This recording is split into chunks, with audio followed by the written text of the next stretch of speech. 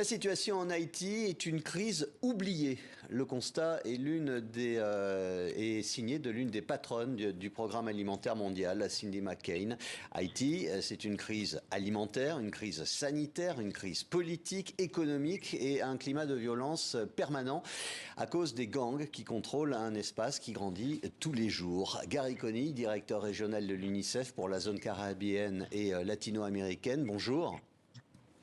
Bonjour et merci de nous recevoir ce matin et merci de continuer à garder l'intérêt sur Haïti. Merci de répondre à nos questions depuis le Panama. Ce constat de Cindy McCain, une crise oubliée, a été prononcé lors d'une visite conjointe avec votre organisme, l'UNICEF, à Haïti. Vous étiez présent d'ailleurs durant cette visite la semaine dernière.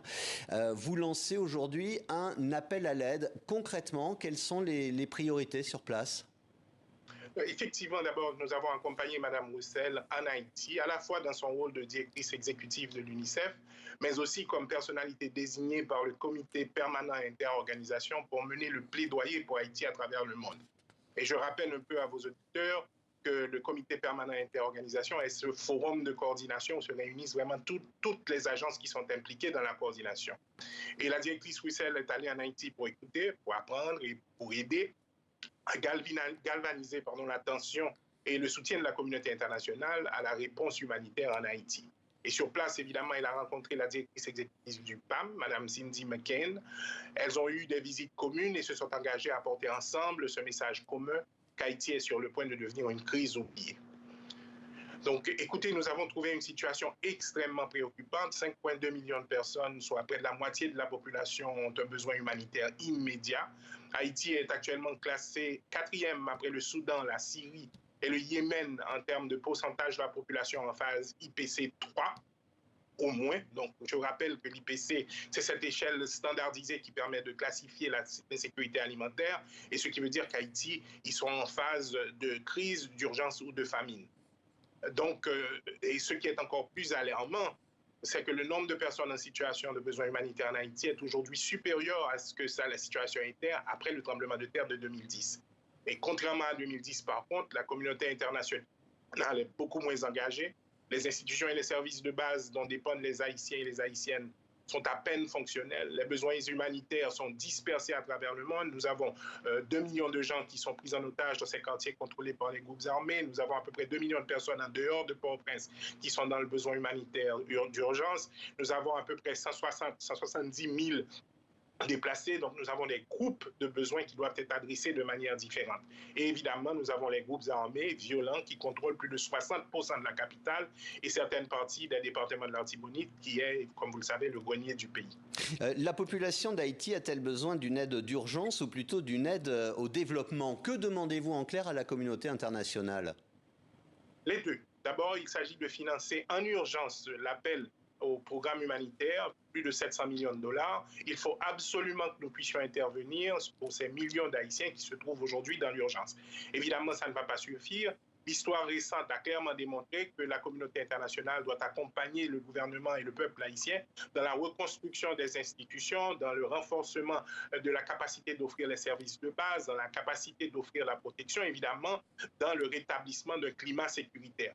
Donc, il faut que les deux marchent ensemble et soient tout à fait complémentaires. Je pose la question au patron local de l'UNICEF, mais aussi à l'ancien Premier ministre haïtien que vous êtes. Comment aider un pays où il n'y a pratiquement plus d'État? Écoutez, c'est une question qui est tout à fait pertinente. La vérité est que presque tous les problèmes que nous avons en Haïti ont des solutions éprouvées. Nous savons comment envoyer les enfants à l'école, nous savons comment rétablir l'agriculture, comment créer un climat pour le tourisme. Nous avons plus d'1 million d'Haïtiens qui vivent dans la diaspora qui sont tout à fait disposés à nous aider. La difficulté, la contrainte est qu'il faut absolument que les Haïtiens, mes compatriotes, mettent de côté leurs intérêts personnels pour pouvoir s'unir comme on l'a fait déjà en 1804 et s'unir et travailler avec la communauté internationale pour pouvoir vraiment mettre en œuvre des solutions qui sont éprouvées et qui sortiraient la population haïtienne de la situation de crise où elle se trouve. Je pense que c'est ça surtout qui a manqué depuis plusieurs années, cette capacité à nous unir, cette capacité à travailler ensemble et à mettre de côté nos intérêts personnels pour pouvoir vraiment appuyer cette population. 115 000 enfants devraient souffrir de malnutrition cette année. L'UNICEF, on le rappelle, est le Fonds des Nations Unies pour l'enfance. Est-ce que vous faites partie de ces personnes qui demandent sur place le retour d'une force d'interposition onusienne, les casques bleus? Écoutez, la décision de faire venir des forces dépend essentiellement des États membres. Ce que nous disons, nous, du côté de l'UNICEF, et ce que la directrice exécutive a répété, c'est que d'abord, on a absolument besoin en urgence que la situation sécuritaire soit rétablie. Et la deuxième chose, c'est que toute solution envisagée doit évidemment s'ajuster au first do no harm. Donc d'abord, il ne faut pas nuire.